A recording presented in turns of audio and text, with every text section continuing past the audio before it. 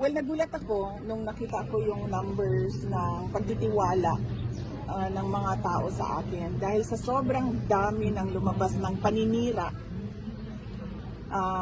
sa kung saan man, galing sa mga politiko, galing sa social media, lahat, all sides, merong paninira. Nakakagulat na tumataas yung numbers at naisip ko na sa sobrang sira nila ng pangalan ko, sinabi ko na ito noon sabi ko, hindi naman kasi lumilipat sa numbers ni Martin Romualdez.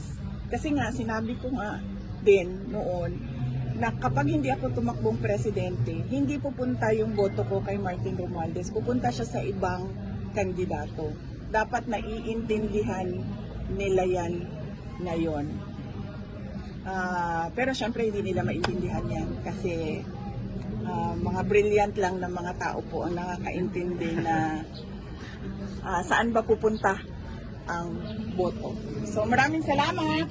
Magandang umaga.